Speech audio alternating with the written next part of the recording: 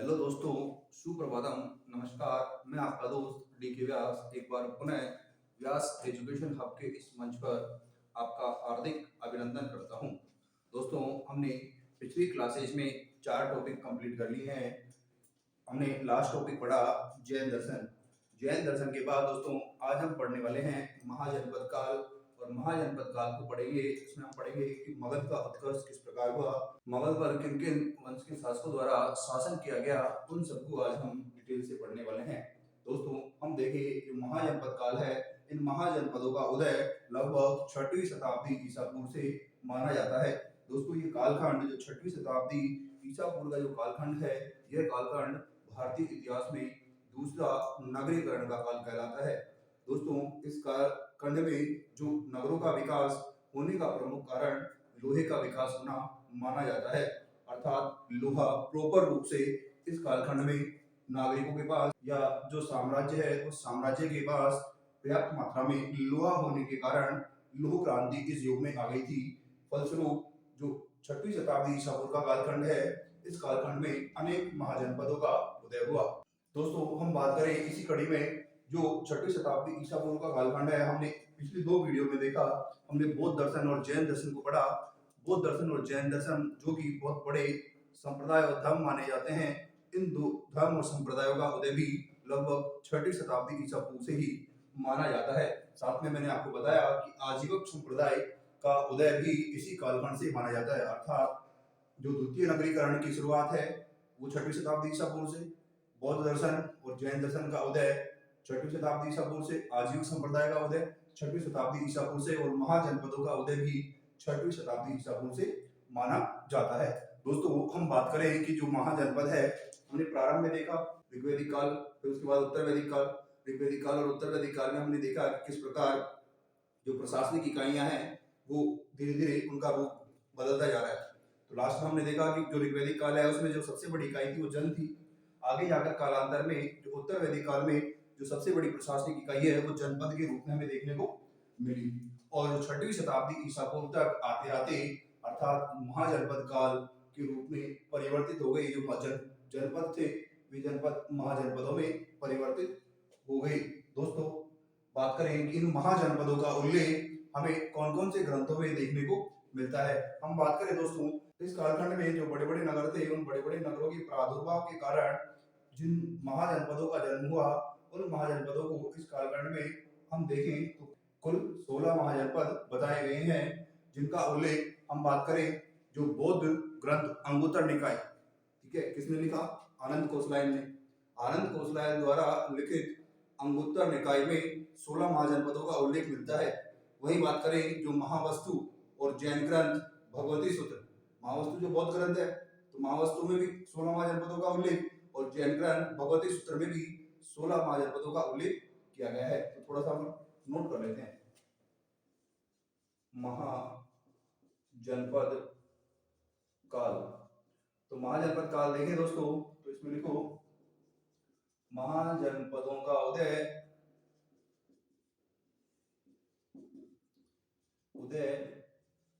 6वीं शताब्दी ईसा पूर्व से माना जाता है।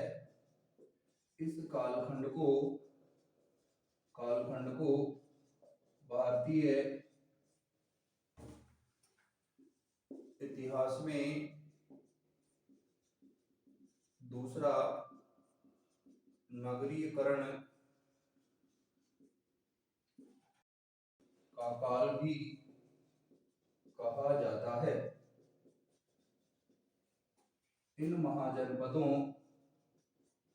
जनपदों का उल्लेख बौद्ध ग्रंथ अंगुत्तर निकाय की रचना किसने की? आनंद कोसलायन ने। आनंद कोसलायन। अंगुत्तर निकाय व महावस्तु तथा जैन ग्रंथ भगवती सूत्र में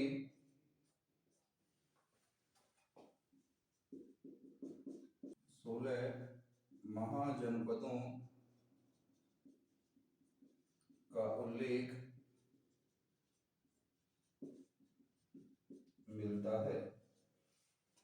ठीक है दोस्तों, किसमें हमने देखा कि जो बौद्ध ग्रंथ अंगुत्तर निकाय और महावस्तु में, जबकि जैन ग्रंथ भगवती सूत्र में 16 महाजनपदों का उल्लेख किया गया है। दोस्तों हम बात करें इस समय के जो 16 महाजनपद हैं वो कौन कौन से हैं। दोस्तों 16 महाजनपदों की हम बात करें तो उन 16 महाजनपदों की बात करने की कड़ी में हम बात करें कि इस समय के जो 16 महाजनपद है उनमें अंग, मगध, काशी, कौशल, वज्जी, मत्स्य, चेदी, वत्स, कुरु, पांचाल, मत्स्य, सुरसेन, अस्मक, अवंती, गांधार और कम्बोज प्रमुख 16 महाजनपद इस समय के माने जाते हैं। दोस्तों कौन कौन से एक बार नाम लिख लीजिए। 16 महाजनपद, पहला अंग, दूसरा मगध, तीसरा वज्जी, चौथा वत्स, पांचवा मत्स्य, छठवा काशी, सातवां कौशल,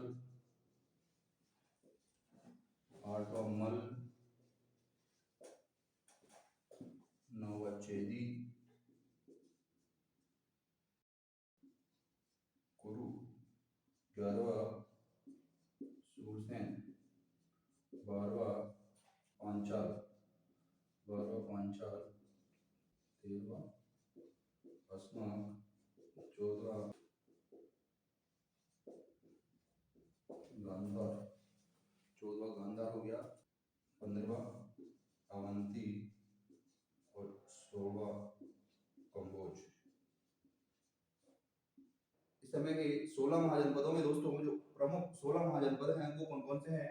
अंग, मगध, वज्जी, वत्स, मत्स्य, काशी, कौशल, मल्ल, चेदी, कुरु, सूरसेन, पांचाल, अस्मक, गंधार, अवंती, कम्बोज, ये इस समय के 16 प्रमुख महाजनपद थे। दोस्तों अब बात करेंगे इन महाजनपदों की वर्तमान स्थिति और तत्कालीन इनकी राजधानी के बारे में कि वर्तमान में इन जो महाजनपद है इन महाजनपदों का विस्तार कहां कहां हमें देखने को मिला और इनकी राजधानी कौन सी थी।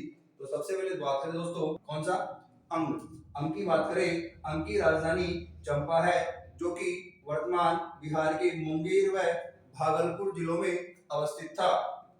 किसकी बात हो गई दोस्तों, अंग की बात हो गई। अब बात करें हम मगध की, तो मगध की बात करें तो मगध की राजधानी राजगृह या गिरिव्रज थी, राजगृह या गिरिव्रज थी। और जो राजगृह है ये जो ये मगध है, ये मगध वर्तमान में जो बिहार है, बिहार में सोन और गंगा नदियों का जो अपवा क्षेत्र है उस अपवा क्षेत्र के दक्षिण में विंध्यन पठार तक स्थित जो भूभाग था वो मगध के क्षेत्र में आता था। किसके क्षेत्र में, मगध के क्षेत्र में। गंगा और सोन नदियों का जो अपवा क्षेत्र का दक्षिणी भाग है जो कि कहां तक, विंध्यन कगार तक अवस्थित था, वो मगध का भूभाग था। किसका भूभाग था दोस्तों, मगध का भूभाग था। और इसकी राजधानी क्या है, राजगृह थी। नेक्स्ट दोस्तों वज्जी, और वज्जी की राजधानी वैशाली थी। और वैशाली या वज्जी का जो क्षेत्र है ये वर्तमान जो बिहार है उस बिहार में जो गंगा नदी का क्षेत्र है उसका उत्तरी भाग से लेकर जो नेपाल का तराई क्षेत्र है उस नेपाल के तराई क्षेत्र तक इसका भूभाग विस्तृत था। किसका, वज्जी का। वज्जी की राजधानी वैशाली हो गई और इसका भूभाग जो गंगा का उत्तरी मैदान है, गंगा के उत्तरी मैदान से लेकर नेपाल के तराई क्षेत्र तक इसका क्षेत्रफल हमें देखने को मिलता है। नेक्स्ट बात करें दोस्तों वत्स की। वत्स की राजधानी कौशाम्बी है। क्या है, कौशाम्बी। दोस्तों वत्स जो महाजनपद है, वत्स महाजनपद का जो भौगोलिक क्षेत्र हम देखें तो गंगा नदी का जो दक्षिणी भाग है और उसके इलाहाबाद का आसपास का जो एरिया है वो वत्स महाजनपद के अंतर्गत आता था। कौन से महाजनपद के अंतर्गत, वत्स महाजनपद के अंतर्गत आता था। नेक्स्ट बात करें दोस्तों मत्स्य महाजनपद। कौन सा, मत्स्य महाजनपद। मत्स्य महाजनपद की राजधानी विराटनगर है। क्या है, विराटनगर थी। और विराटनगर जो वर्तमान जयपुर, भरतपुर और अलवर का जो बीच का जो भूभाग है उस भूभाग में इसका जो क्षेत्र है वो अवस्थित था।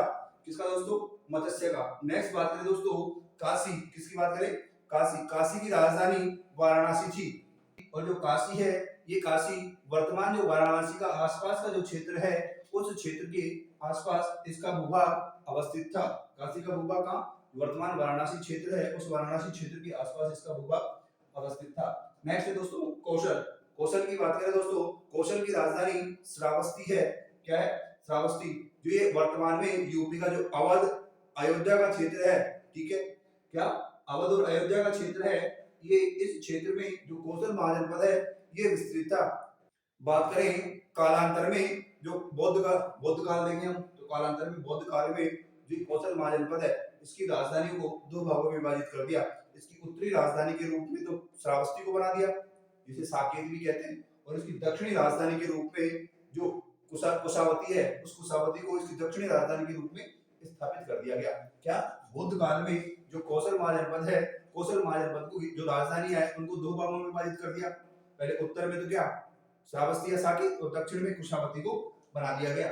नेक्स्ट दोस्तों मल्ल की राजधानी है कुशीनारा, और कुशीनारा का ये क्षेत्र वर्तमान बिहार के कुशीनगर तथा नेपाल के देवनगर के आसपास तक विस्तृत था। नेक्स्ट बात करें दोस्तों चेदी की।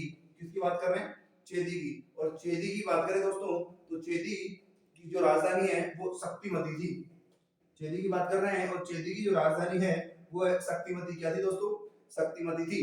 और ये वर्तमान में हम देखें, यमुना नदी के आसपास जो बुंदेलखंड का इलाका है और जो झांसी का इलाका है, उस बुंदेलखंड और झांसी के आसपास के इलाके में चेदी महाजनपद का भूभाग अवस्थित था। नेक्स्ट बात करें दोस्तों कुरु की। कुरु की राजधानी इंद्रप्रस्थ है। वर्तमान जो दिल्ली, मेरठ और गाजियाबाद के आसपास का जो क्षेत्र है वो कुरु महाजनपद के अंतर्गत आता था। नेक्स्ट बात करें दोस्तों सूरसेन। सूरसेन की राजधानी मथुरा थी, और वर्तमान मथुरा और वृंदावन का जो आसपास का क्षेत्र है, वो आसपास का क्षेत्र सूरसेन महाजनपद का भूभाग था। बात करें नेक्स्ट पांचाल की। पांचाल की राजधानी कांपिल्य थी। क्या थी दोस्तों? कांपिल्य। वर्तमान जो रामपुर, रोहिलखंड और बरेली का क्षेत्र है यूपी में, वो पांचाल के अंतर्गत आता था। नेक्स्ट बात करें दोस्तों अस्मक। अस्मक की राजधानी पोतन थी। क्या थी दोस्तों? पोतन थी। एकमात्र ऐसा महाजनपद है जो भारत के सबसे दक्षिण में अवस्थित था। कौन सा? अस्मक।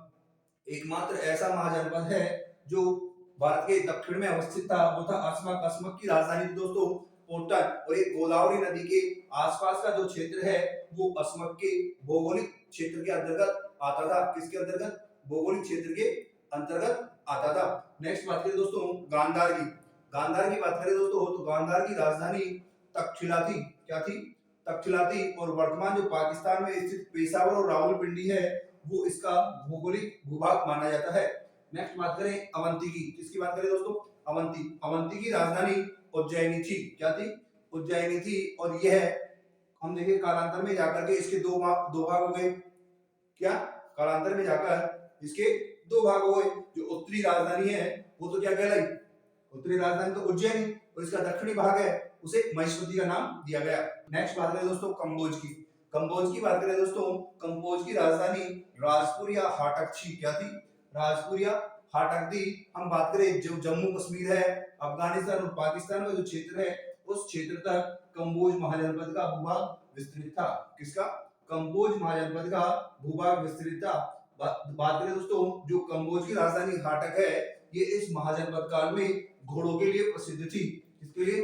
घोड़ों के लिए। अर्थात घोड़ों का आयात सर्वाधिक मात्रा में हाटक से किया जाता था। कहां से किया जाता था? हाटक से। तो ये तो हमने देखा दोस्तों इन महाजनपदों का इतिहास कि कौन से महाजनपद की राजधानी कौन सी है, तथा इसका जो भूभाग है वर्तमान में कहां और कौन से क्षेत्र में अवस्थित था। एक बार आप दोस्तों इसको नोट कर लीजिए। अब आप नोट कर लीजिए महाजनपद काल और महाजनपदों की जो राजधानी है, तत्कालीन महाजनपद है, उन महाजनपदों की जो राजधानी है, उन राजधानियों के बारे में दोस्तों इनके बारे में मैंने आपको बता दिया कि कौन सा महाजनपद था और उसकी राजधानी कौन सी थी, और वर्तमान में किस क्षेत्र में या किस भूभाग पर अवस्थित है।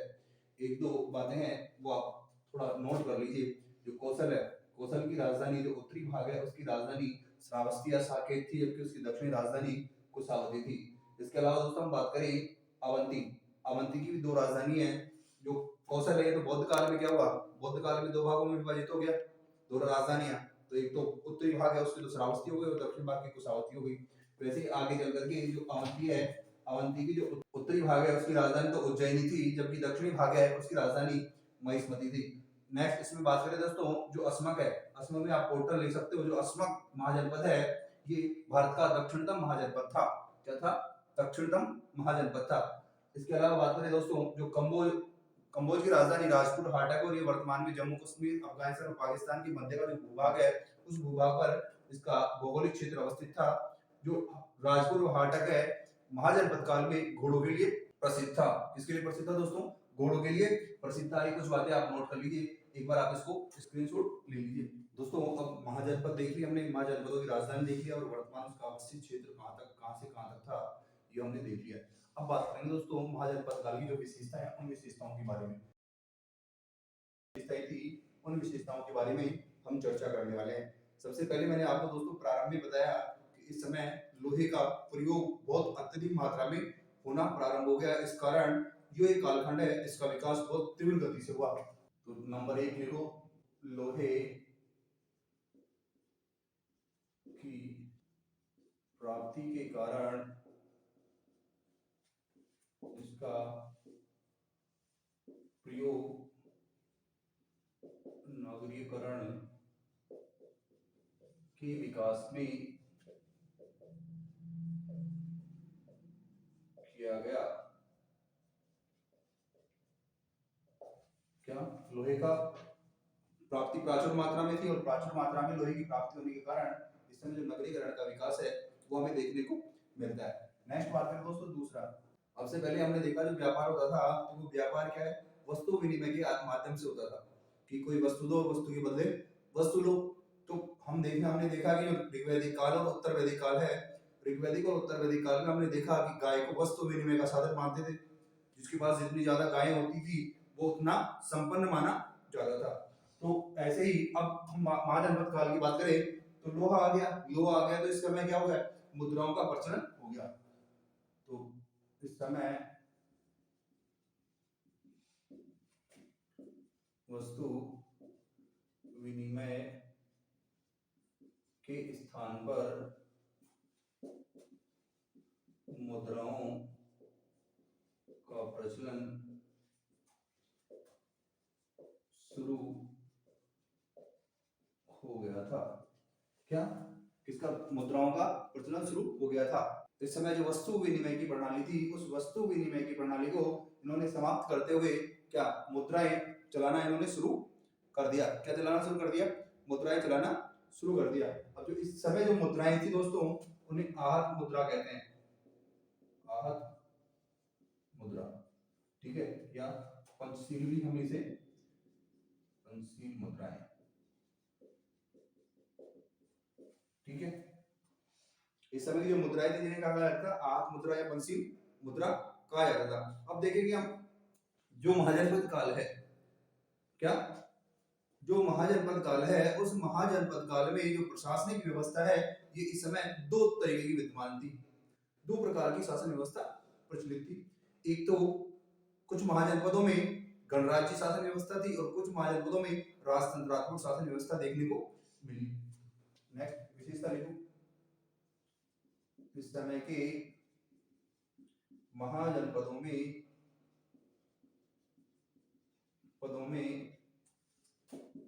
दो प्रकार की शासन प्रणाली प्रचलित थी। क्या थी? दो प्रकार की शासन व्यवस्था प्रचलित थी। कौन कौन सी? एक तो राजतंत्रात्मक और दूसरी गणतंत्रात्मक। तो एक पहली राजतंत्रात्मक और दूसरी गणतंत्रात्मक। राजतंत्रात्मक क्या होती है दोस्तों? राजतंत्रात्मक से तात्पर्य है ऐसी शासन व्यवस्था जिसमें शासन के सर्वोच्च पदाधिकारी का पद निर्वाचित न होकर वंशानुगत होता है, उसे राजतंत्रात्मक शासन व्यवस्था कहते हैं। गणतंत्रात्मक शासन व्यवस्था, गणतंत्रात्मक शासन व्यवस्था से तात्पर्य दोस्तों ऐसी शासन व्यवस्था जिसमें शासन का सर्वोच्च पदाधिकारी वंशानुगत न होकर निर्वाचित होता है। तो इसमें तो निर्वाचित होगा और इसमें क्या होगा? वंशानुगत होगा। तो इस समय के जो 16 महाजनपद है उनमें 14 महाजनपदों में तो राजतंत्रात्मक शासन व्यवस्था थी, जबकि 2 महाजनपदों में गणतंत्रात्मक शासन व्यवस्था हमें देखने को मिलती है। 14 महाजनपदों में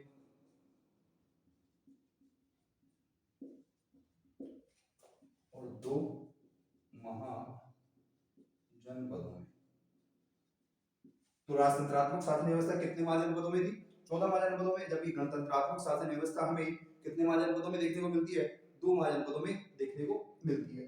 2 महाजनपद कौन कौन से थे? एक तो था बज्जी और दूसरा था दोस्तों, पहला और दूसरा था मल। एक बज्जी और दूसरा वल।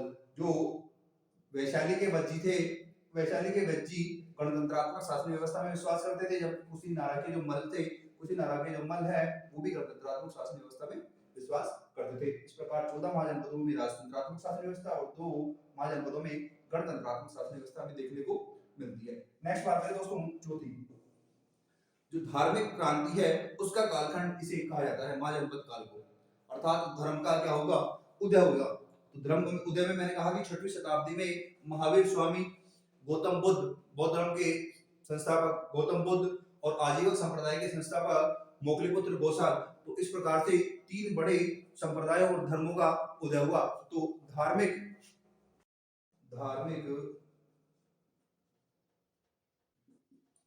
का कालखंड, तो धार्मिक उत्पत्ति के कालखंड में मैंने बताया कि जो महावीर स्वामी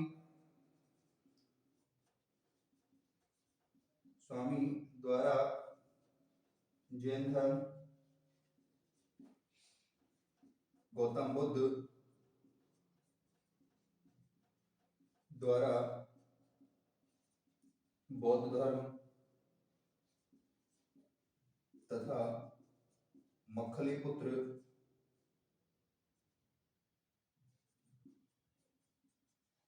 गोशाल द्वारा आजीवक संप्रदाय।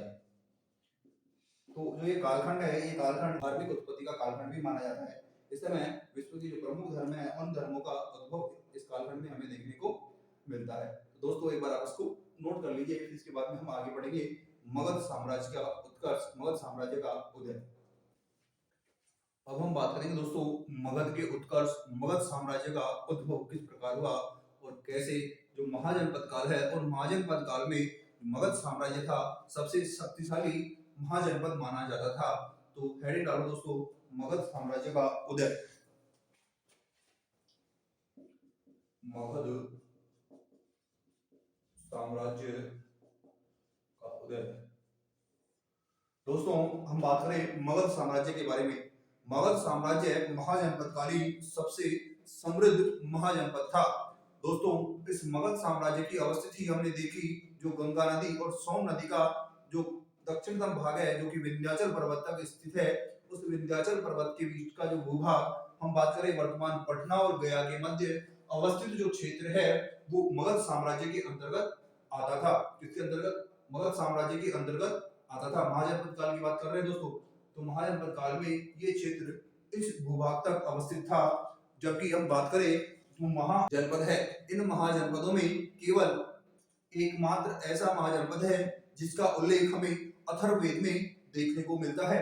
इसका मगध साम्राज्य का उल्लेख अथर्ववेद में हमें देखने को मिलता है। इसका विस्तार मैंने बताया कहां से कहां तक है। इसके बाद में हम बात करें, इसकी जो प्रारंभिक राजधानी है वो ग्रीवरस थी। क्या थी?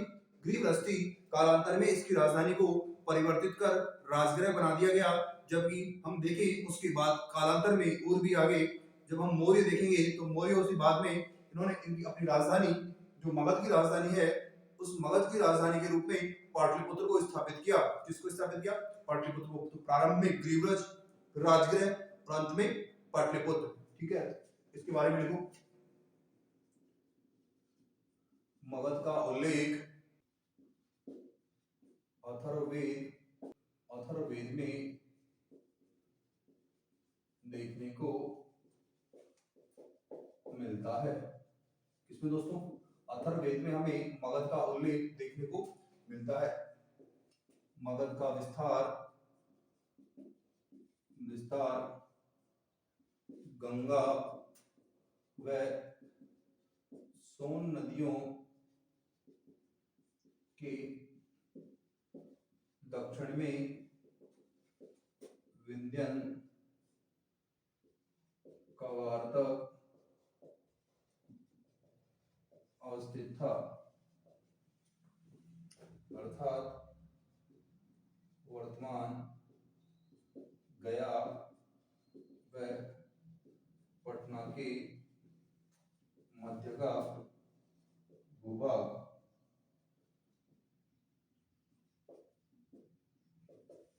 बात करें दोस्तों, जो मगध है, इस मगध की जो प्रारंभिक राजधानी है वो ग्रीवरज, फिर उसके बाद में कालांतर में इसकी राजधानी को परिवर्तित कर राजगृह बना दिया गया, और राजगृह के बाद में अंत में इसकी राजधानी थी वो थी पाटलिपुत्र। क्या थी दोस्तों?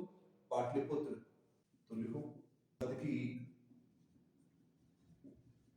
प्रारंभिक राजधानी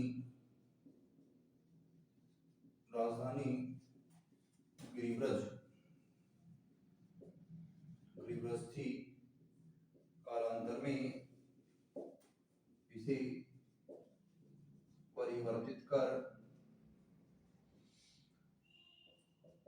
राजगृह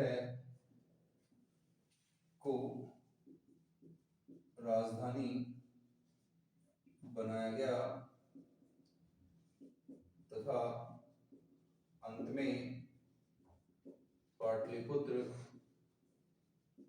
इसकी राजधानी बनी। तो तीसरी राजधानी प्रारंभ में हमने देखा ग्रीवरज, फिर उसके बाद में राजगृह, और सबसे अंत में हमने देखा कि पाटलिपुत्र इसकी क्या है? राजधानी के रूप में कार्य करती है। अब बात करें दोस्तों 6वीं शताब्दी से लेकर के कुछ कालखंड तक जो मगध साम्राज्य है, इस मगध साम्राज्य पर अनेक शक्तिशाली वंशों के द्वारा शासन किया गया। उसमें हम देखें दोस्तों, सबसे पहले हर्यक वंश। कौन सा दोस्तों? हर्यक वंश।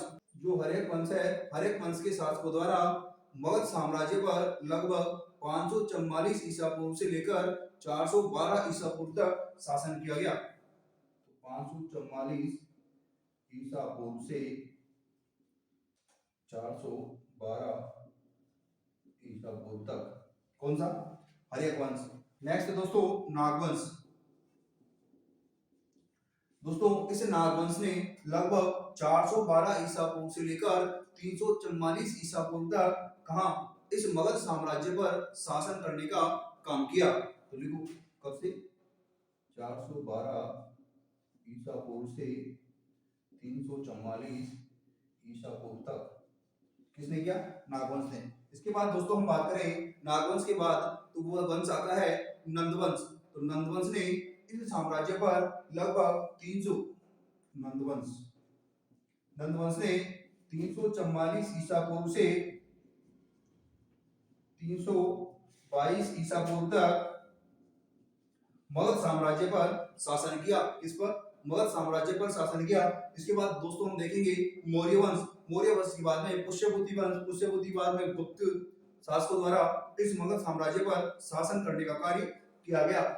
दोस्तों अब आप इसको नोट कर लीजिए। इसके बाद हम पढ़ेंगे मगध साम्राज्य का उत्कर्ष और हर्यक वंश के बारे में। दोस्तों अब हम बात करेंगे जो मगध का उत्कर्ष है, उस मगध के उत्कर्ष के बारे में और हर्यक वंश के बारे में। इसके बाद हम पढ़ेंगे दोस्तों नागवंश को, और नागवंश के बाद में पढ़ेंगे हम जो नंदवंश है, उस नंदवंश के बारे में। दोस्तों हेडिंग डालिए मगध का उत्कर्ष। मगध का उत्कर्ष मैं सबसे पहले यहाँ पर हेडिंग डालेंगे हर्यक वंश। हर्यक वंश। हर्यक वंश का कालखंड दोस्तों मैंने आपको बताया 544 ईसा पूर्व से 412 ईसा पूर्व के मध्य तक था। कब से कब तक? 544 ईसा पूर्व से 412 ईसा पूर्व तक हर्यक वंश का शासन हमें देखने को मिलता है। किसका शासन दोस्तों? हर्यक वंश का शासन हमें देखने को मिलता है। हम बात करें दोस्तों, जो हर्यक वंश है ये मगध पर शासन करने वाला प्रथम राजवंश था। लिखो, हर्यक वंश मगध पर शासन करने वाला प्रथम राजवंश था। कौन सा? प्रथम राजवंश था। दोस्तों बात करें जो बृहदत्त है, बृहदत्त के वंशज जरासंध ने कालांतर में मगध साम्राज्य पर शासन किया तथा ग्रीवरज को अपनी राजधानी के रूप में स्थापित करने का कार्य किया। नोट करिए दोस्तों, पुराणों में उल्लेख है कि मगध का प्रथम शासक बृहद्रथ था, जिसका वंशज जरासंध था, जिसने कालांतर में गिरिव्रज को अपनी राजधानी बनाया।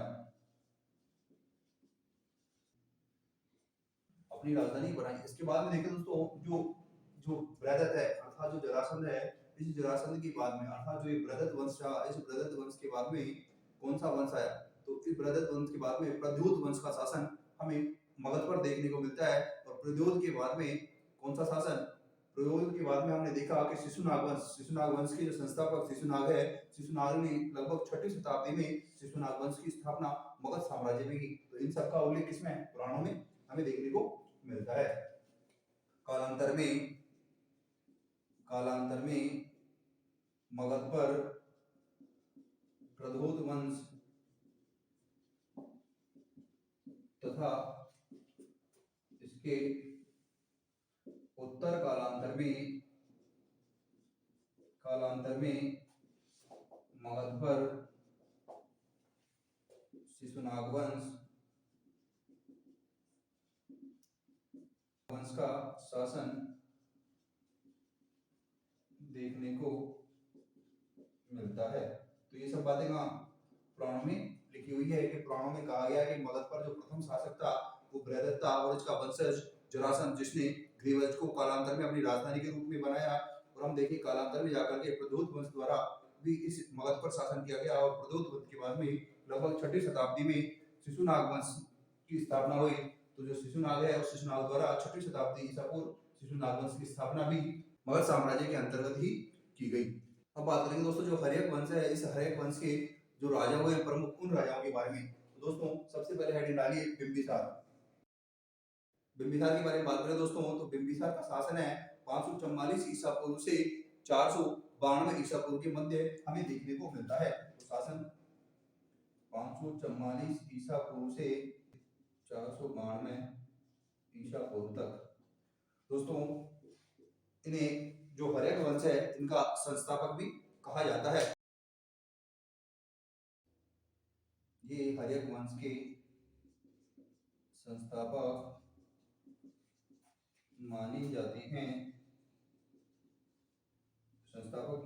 हैं जो महात्मा बुद्ध व महावीर स्वामी के समकालीन थे। किसके समकालीन थे दोस्तों? महात्मा बुद्ध और महावीर स्वामी के समकालीन माने जाते हैं। नेक्स्ट बात करें दोस्तों, जो दीपवंश नामक बौद्ध ग्रंथ है, उस दीपवंश नामक बौद्ध ग्रंथ में जो बिंबिसार है, इस बिंबिसार के पिता को बोधिस नाम से उल्लेखित किया गया है। किसके नाम से? बोधिस नाम से। तो दीपवंश में बिंबिसार के पिता के रूप में बोधिस नाम का उल्लेख मिलता है। किसका दोस्तों? बोधिस नाम का उल्लेख मिलता है कि बोधिस नाम का व्यक्ति बिंबिसार का क्या था? पिता था। क्या था?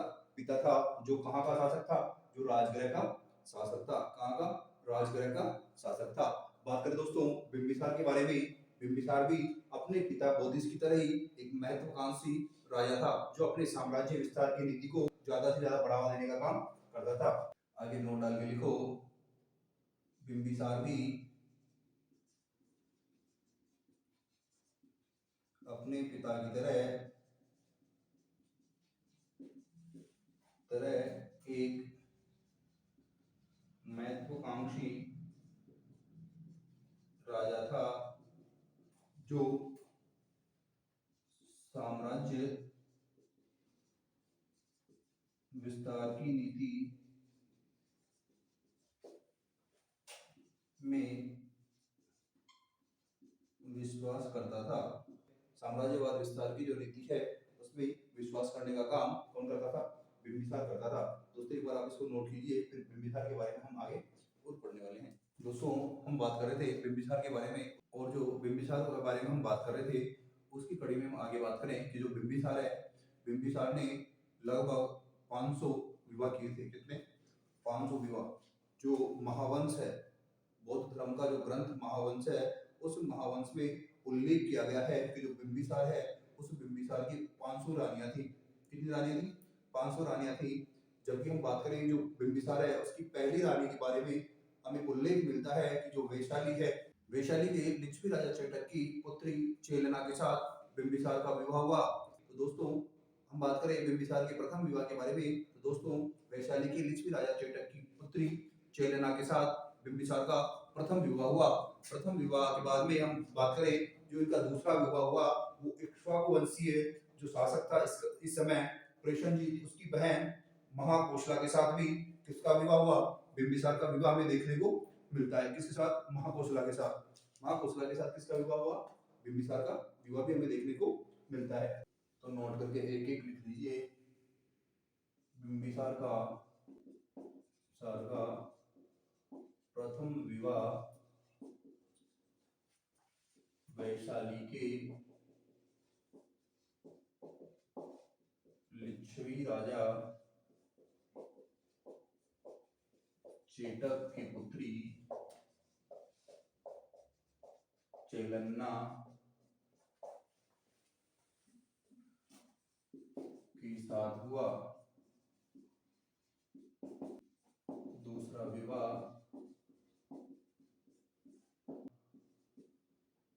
इक्ष्वाकु वंशीय राजा प्रसेनजीत की बहन महाकोशला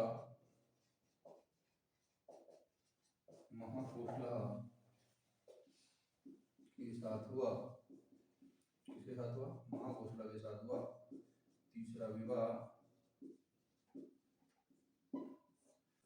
तीसरा विवाह दोस्तों, तीसरे विवाह की बात करें तो जो बिंबिसार है, बिंबिसार ने देखा कि उस समय की परिस्थितियां बहुत नाजुक हो गई थी, और उन नाजुक परिस्थितियों को भांपते हुए बिंबिसार ने जो मद्र देश है, मद्र देश की राजकुमारी क्षेमा के साथ भी क्या कर लिया? विवाह। क्या कर लिया? उनका सहयोग और समर्थन प्राप्त करने के लिए इसने किसके साथ शादी की?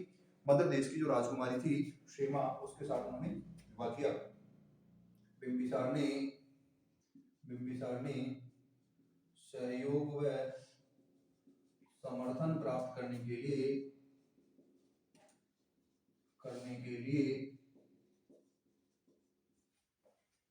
मद्र देश की राजकुमारी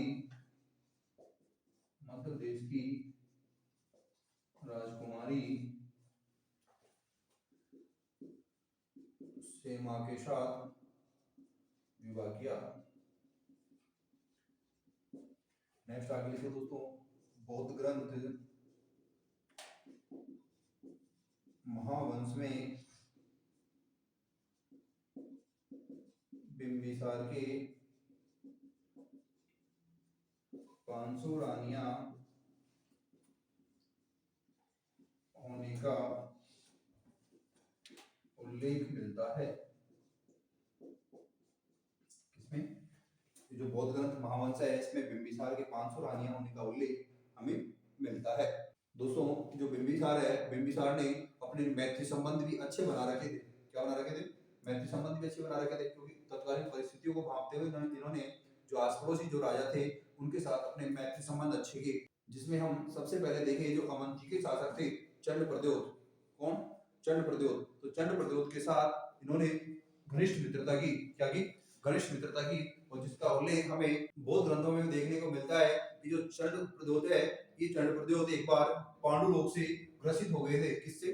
पांडु रोग से ग्रसित हो गए थे, और इस पांडु रोग से ग्रसित होने के कारण जो बिंबिसार है, बिंबिसार ने अपना राजकीय वेद जीवक को कहा, जो चंड प्रद्योत है उसकी सेवा के लिए भेजा था। उसके रोग का निदान करने के लिए कहां भेजा?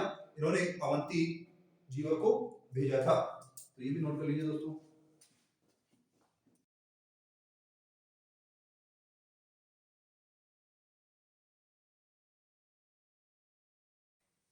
जिसका उल्लेख चंद्रप्रद्योत के पांडु नामक रूप से ग्रसित होने पर बिंबिसार द्वारा अपनी राजकीय वैद्य जीवक को भेजने से मिलता है। क्या? तो चंद्रप्रद्योत की सेवा के लिए उनके पांडु रोग है, उन पांडु रोग के समाधान के लिए बिंबिसार द्वारा अपना राजकीय वैद्य जीवक चंद्रप्रद्योत की सेवा में भेजा गया। इसका उल्लेख मिलता है, जिससे हमें पता चलता है कि बिंबिसार के तत्कालीन अवंती के राजा चंद्रप्रद्योत के साथ मैत्री संबंध थे। क्या थे? मैत्री संबंध थे। इसके बाद दोस्तों हम बात करेंगे जो बिंबिसार है, बिंबिसार के जो साम्राज्य की शासन व्यवस्था है किस प्रकार थी उसके बारे में बुद्धघोष नामक ग्रंथ में लिखा गया है कि बिंबिसार के समय इसके साम्राज्य में लगभग 80,000 गांव थे। क्या थे? 80,000 गांव थे, और इन सभी 80,000 गांव में जो शासन प्रशासन व्यवस्था बहुत व्यवस्थित और सुदृढ़ तथा संगठित थी। क्या थी? बहुत सुदृढ़, व्यवस्थित और संगठित थी। तो दोस्तों हम बात करेंगे इनके बारे में, एक बार आप इसको नोट कर लीजिए। दोस्तों अब हम आगे की बात करेंगे बिंबिसार के बारे में। मैंने बताया बिंबिसार का जो साम्राज्य था उस साम्राज्य में लगभग 80,000 गांव थे। तो लिखो नेक्स्ट आगे नोट करके, बौद्ध साहित्य बुद्धघोष के अनुसार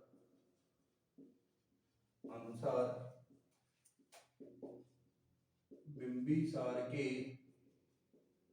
साम्राज्य में लगभग 80,000 गांव थे। कितने गांव थे दोस्तों? 80,000 गांव थे। इन सभी गांवों में प्रशासन व्यवस्था व्यवस्थित, सुदृढ़ तथा संगठित थी। कैसी थी दोस्तों? व्यवस्थित, सुदृढ़ तथा संगठित थी। आगे देखो, महावक जातक के अनुसार दोस्तों ये महावक जातक है, इस महावक जातक में कहा गया है कि बिंबिसार अपने शासन या साम्राज्य में एक ऐसी महासभा का आयोजन करता था जिसमें सभी 80,000 गांव के प्रतिनिधि क्या लेते थे? भाग लेते थे। तो इसमें नोट करिए, महावक जातक के अनुसार बिंबिसार अपने साम्राज्य में एक महासभा का आयोजन करता था जिसमें सभी 80,000 गांवों के प्रतिनिधि भाग लेते थे। क्या दोस्तों? जितने भी 80,000 गांव थे उन सभी 80,000 गांवों के प्रतिनिधि इस जो महासभा होती थी इस महासभा में भाग लेते थे। दोस्तों हम बात करें जो बिंबिसार है, इस समय बिंबिसार का जो सेनापति होता था उस सेनापति को सेना नायक महामात्र की संज्ञा दी गई थी। हर्यक वंश के समय सेना का प्रधान अधिकारी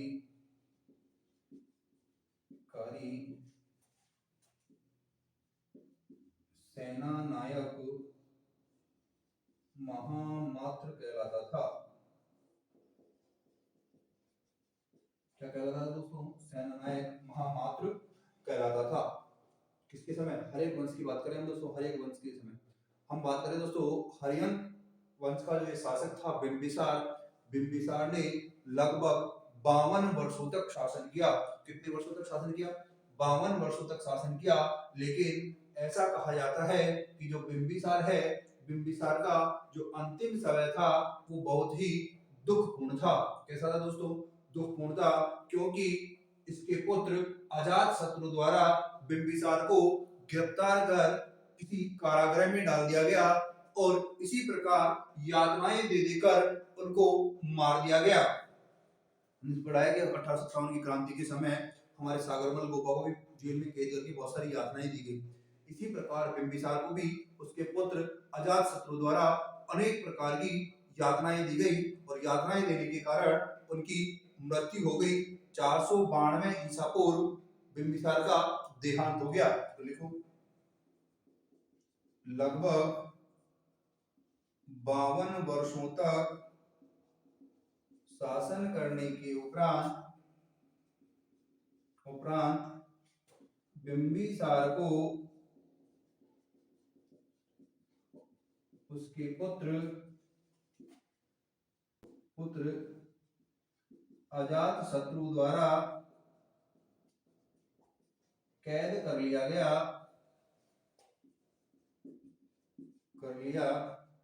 गया तथा अनेक प्रकार की यातनाएं दी गई। फलस्वरूप 492 ईसा पूर्व बिंबिसार का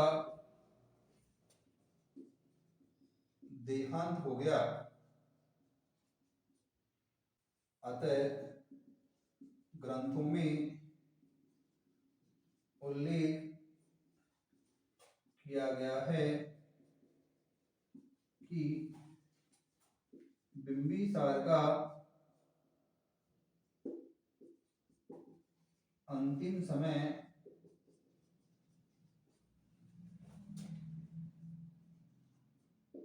दुखपूर्ण था। कैसा था दोस्तों? दुखपूर्ण था। तो जो ग्रंथ है उन ग्रंथों में ये देखने को हमें मिलता है। इसके बाद दोस्तों जो हर्यक वंश का नेक्स्ट शासक है अजातशत्रु, उसके बारे में पढ़ेंगे। एक बार आप इसको नोट कर लीजिए। अब हम बात करेंगे दोस्तों नेक्स्ट शासक अजातशत्रु के बारे में। तो नंबर 2 अजातशत्रु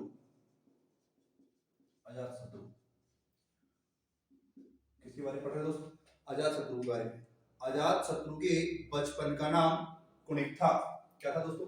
कुणिक था। पहले बात करें दोस्तों, इसका कालखंड है 492 ईसा पूर्व से 460 ईसा पूर्व तक।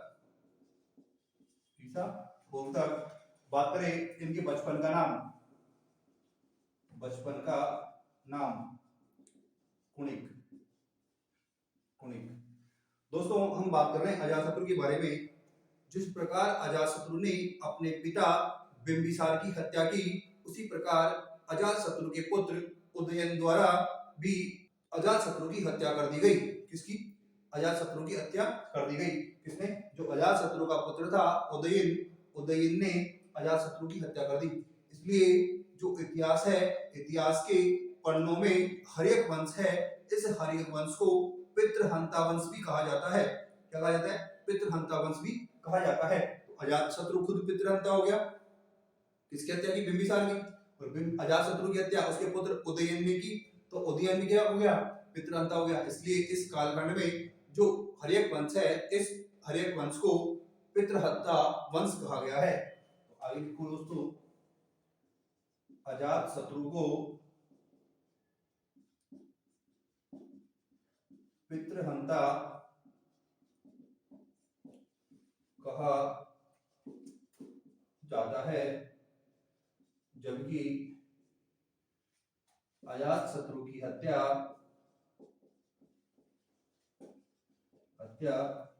उसके पुत्र उदयन द्वारा की गई। इसलिए उदयन को भी पितृहंता कहते हैं। नोट डाल कर लिखो। नोट, इतिहास में हर्यक वंश को पितृहंता वंश भी कहा गया है। क्या कहा गया दोस्तों? पितृहंता वंश भी कहा गया है। किस वंश की बात कर रहे हैं? हर्यक वंश की हम बात कर रहे हैं।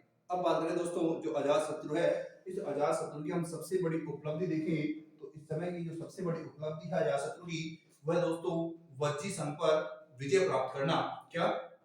वज्जी संघ पर विजय प्राप्त करना अजातशत्रु की सबसे बड़ी उपलब्धि मानी जाती है। दोस्तों इस समय की बात करें जो अजातशत्रु की सबसे बड़ी उपलब्धि है, वो सबसे बड़ी उपलब्धि वज्जी संघ पर विजय मानी जाती है।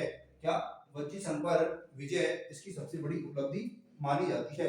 अगली लाइन में नोट करके लिखो, अजातशत्रु की सबसे बड़ी उपलब्धि, अजातशत्रु की सबसे बड़ी उपलब्धि वज्जी संघ पर विजय मानी जाती है। अर्थात तत्कालीन जो वज्जी संघ था, ये एक शक्तिशाली महाजनपद था और इस शक्तिशाली महाजनपद पर विजय प्राप्त करने का कार्य अजातशत्रु द्वारा किया गया और इसलिए इसे इसकी सबसे बड़ी उपलब्धि माना जाता है। नेक्स्ट बात करें दोस्तों जो अजातशत्रु है, ये अजातशत्रु भी अपने पिता की तरह एक साम्राज्यवादी शासक था। क्या था? साम्राज्यवादी शासक था। अब इसने क्या किया दोस्तों, साम्राज्यवादी तो था ही, तो साम्राज्यवादी के साथ साथ इसने अपने साम्राज्य को सुरक्षित करने के लिए जिसकी राजधानी थी राजगृह, उस राजगृह को दुर्गीकृत करवा लिया। तो आगे नोट करके लिखो, अजातशत्रु एक साम्राज्यवादी शासक था जिसने अपने साम्राज्य को सुरक्षित रखने के लिए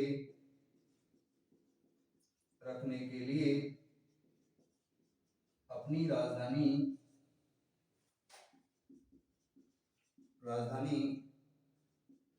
राजगृह को दुर्गीकृत करवा लिया था। क्या? साम्राज्यवादी था ही, इसे ऐसा लगा कि कालांतर में कोई भी मेरे साम्राज्य पर आक्रमण नहीं करे और उन आक्रमणों से बचने के लिए इसने क्या किया, जो इसकी राजधानी थी राजगृह, उस राजगृह को पूरी तरह से दुर्गीकृत इसने करवा लिया था। राजगृह है, राजगृह को दुर्गीकृत करवाने का प्रमुख उद्देश्य अजातशत्रु का था कि इस समय के जो अवंती के शासक थे प्रद्योत, उस प्रद्योत से अपने साम्राज्य को सुरक्षित रखना। अर्थात यह था कि अवंती का जो शासक है प्रद्योत, ये कहीं राजगृह पर अर्थात जो उसकी राजधानी है उस पर आक्रमण ना कर दे, ये उसका साम्राज्य छीन ना ले, इसके डर से उन्होंने क्या किया, इस भूभाग को क्या करवा दिया, दुर्गीकृत करवा दिया। दूसरा डर ये भी था दोस्तों, जो इक्ष्वाकु वंशीय राजा प्रसेनजीत थे और प्रसेनजीत के भय के कारण भी इन्होंने जो ये क्षेत्र था इसको दुर्गीकृत करवाया था। दोस्तों जो प्रसेनजीत और प्रद्योत दोनों मिलकर के जो राजगृह है उस पर आक्रमण करना चाहते थे। प्रसेनजीत का जो कारण था, वो कारण तो ये था दोस्तों, जो प्रसेनजीत की बहन थी महाघोषला अजातशत्रु की क्या थी, माँ थी। और जो वो माँ है, उस माँ का जो पति है, जो पति है और पति की विरह की आग में उस माँ ने आत्महत्या कर ली थी। आत्महत्या करने के कारण जो उसका भाई था प्रसेनजीत, वो ज्यादा दुखी था और दुखी होने के कारण उसने क्या किया, जो राजगृह अर्थात अजातशत्रु पर आक्रमण करने की मन में ठान ली। लेकिन कालांतर में हम देखें दोस्तों, प्रसेनजीत और जो अजातशत्रु है दोनों के मध्य समझौता हो जाता है और अंत में जो प्रसेनजीत ने अपनी पुत्री वजीरा का विवाह अजातशत्रु के साथ कर दिया था। तो बात अलग है दोस्तों कि प्रारंभ में इनके बीच में मतभेद था, लेकिन अंत में इन्होंने क्या किया, जो प्रसेनजीत ने अपनी पुत्री का विवाह अजातशत्रु के साथ कर दिया। किसके साथ कर दिया था? अजातशत्रु के साथ कर दिया था। तो ये लिख लो दोस्तों, प्रसेनजीत अपनी बहन व बहनोई की हत्या से आहत था, जो कि राजगृह पर आक्रमण की तैयारी कर रहा था, परंतु अजातशत्रु व प्रसेनजीत के मध्य समझौता हो गया व अंत में प्रसेनजीत ने अपनी पुत्री वजीरा का विवाह प्रसेनजीत से कर दिया, प्रसेनजीत से कर दिया। दोस्तों एक बार आप इसको नोट कर लीजिए, इसके बाद में हम पढ़ेंगे जो अजातशत्रु है इसके बारे में आगे और क्या क्या बातें हैं। अजातशत्रु के बारे में दोस्तों आगे बात करें हम तो आगे है जो अजातशत्रु है दोस्तों, ये उदार नीति को अपनाने वाला शासक था। किसको?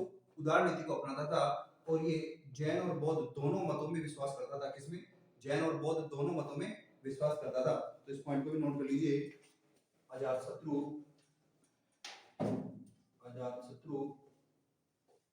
एक उदार धार्मिक नीति को अपनाने वाला शासक था जो जैन व बौद्ध धर्म दोनों में विश्वास करता था। दोस्तों बात करें भरतपुर स्तूप की। भरतपुर स्तूप की वेदिका पर अंकित है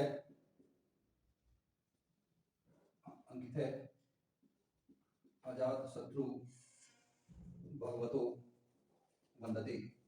क्या लिखा हुआ है दोस्तों? अजातशत्रु भगवतो वंदते। इसका अर्थ होता है अर्थात अजातशत्रु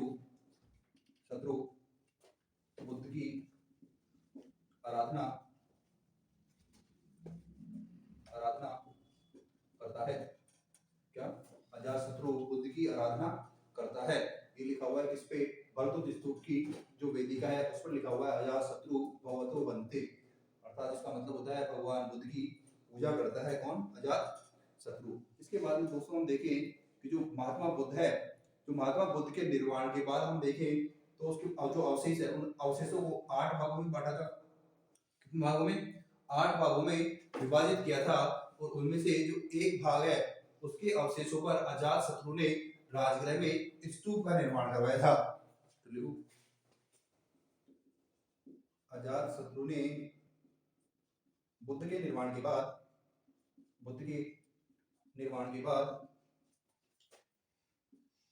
उनके अवशेषों पर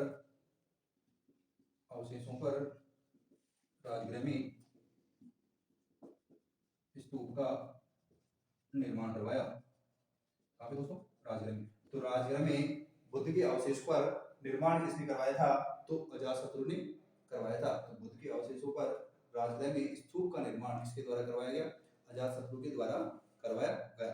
इसके बाद देखिए दोस्तों हम जो अजातशत्रु है, अजातशत्रु के शासनकाल में जो बौद्ध संगीति है अर्थात प्रथम बौद्ध संगीति का आयोजन जो राजगृह बिहार में स्थित सप्तपर्णी गुफा में आयोजित किया गया, उसके समय शासन भी कौन था? अजातशत्रु था। अजातशत्रु के समय बिहार राजगृह में स्थित सप्तपर्णी गुफा में प्रथम बौद्ध संगीति का आयोजन किया गया। कहाँ पे दोस्तों? अजातशत्रु के समय हम बात करें सप्तपर्णी जो गुफा है उस सप्तपर्णी गुफा में प्रथम बौद्ध संगीति का आयोजन किया गया था। मैंने आपको पहले बता दिया कि प्रथम बौद्ध संगीति का आयोजन 483 ईसा पूर्व किया गया और इसकी अध्यक्षता महाकश्यप द्वारा की गई थी। किसके द्वारा की गई थी दोस्तों? महाकश्यप द्वारा की गई थी। और इसमें जो बौद्ध धर्म है, बौद्ध साहित्य है, इसके 2 पिटकों की रचना भी इस समय की गई, जिसमें सुत्त पिटक और विनय पिटक के बारे में हमने चर्चा की। जब बौद्ध साहित्य हमने पढ़ा तो बौद्ध साहित्य में हमने पढ़ लिया कि इस समय जो सुत्त पिटक और विनय पिटक की रचना इस प्रथम बौद्ध संगीति में की और प्रथम बौद्ध संगीति का आयोजन है, इस प्रथम बौद्ध संगीति का आयोजन 483 ईसा पूर्व किया गया था। एक बार आप इसको नोट कर लीजिए, फिर हम उदयन के बारे में पढ़ेंगे। इसके बाद बात करें दोस्तों नेक्स्ट शासक वो है उदयन। उदयन का कार्यकाल बात करें दोस्तों तो है 460 ईसा पूर्व से 444 ईसा पूर्व तक। दोस्तों उदयन ने अपने पिता अजातशत्रु की क्या की? हत्या की। इस कारण उदयन को पितृहंता भी कहा जाता है। उदयन ने गंगा और सोन नदी के संगम पर पाटलिपुत्र नामक नगर भी बसाया था। पिता अजातशत्रु की हत्या के कारण इन्हें पितृहंता भी कहा जाता है। क्या कहा जाता है दोस्तों? पितृहंता। नेक्स्ट देखो, उदयन ने गंगा व सोन नदी के संगम पर पाटलिपुत्र नगर की स्थापना की। किसकी दोस्तों? पाटलिपुत्र नगर की स्थापना की। कौन कौन सी नदियों के किनारे? गंगा और सोन नदियों के किनारे इन्होंने पाटलिपुत्र नामक नगर की स्थापना की। दोस्तों, पाटलिपुत्र नगर की बसाने के बाद में इन्होंने राजगृह से अपनी राजधानी पाटलिपुत्र स्थानांतरित कर ली। क्या? पहले तो पाटलिपुत्र नगर बसाया और नगर बसाने के बाद इन्होंने क्या किया? जो पहले राजगृह जो राजधानी थी उस राजधानी को पाटलिपुत्र क्या कर लिया? स्थानांतरित कर लिया। अब बात करें जो उदयन था दोस्तों, ये जैन धर्म का अनुयायी था। उदयन जैन धर्म का अनुयायी था। किसका? जैन धर्म का अनुयायी था, जिसने पाटलिपुत्र नगर के मध्य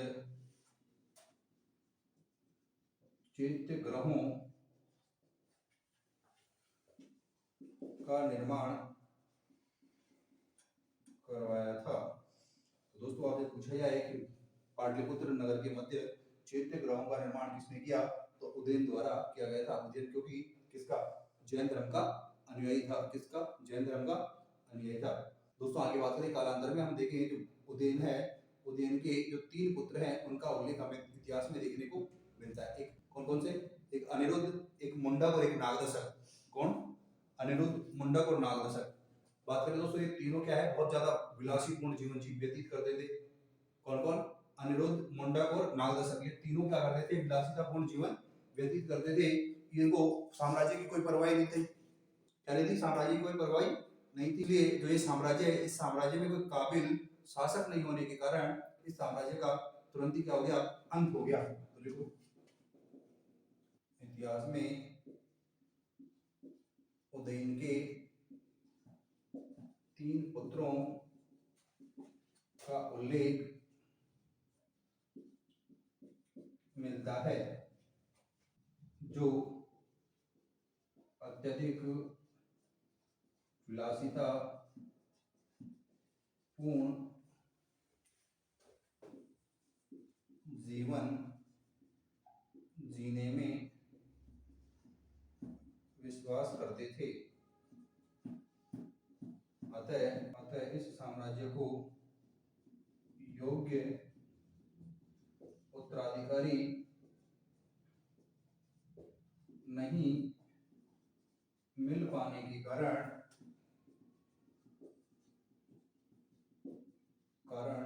इसका अंत हो गया। पुत्र थे दोस्तों। पुत्र कौन कौन से थे? पहले की बात करें तो इसके 3 पुत्रों की मैंने बात की। इसके 3 पुत्र थे, अनिरुद्ध, मुंडक और नागदशक। अनिरुद्ध, दूसरा था मुंडक, तीसरा है नागदशक।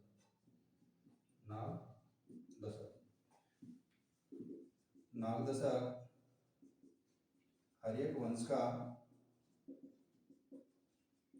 अंतिम शासक था। कैसा शासक था दोस्तों? अंतिम शासक था। दोस्तों इसकी हत्या इसके प्रधानमंत्री या अमात्य ने की, जो कि कौन था? शिशुनाग था। और शिशुनाग ने इसकी हत्या कर शिशुनाग वंश की स्थापना की। हम कल पढ़ने वाले हैं शिशुनाग वंश और नंद वंश के बारे में। जब तक के लिए दोस्तों नमस्कार। दोस्तों मैं एक बार पुनः आपसे रिक्वेस्ट करूंगा कि व्यास एजुकेशन हब के इस मंच को ज्यादा से ज्यादा लाइक, शेयर और सब्सक्राइब करें। धन्यवाद।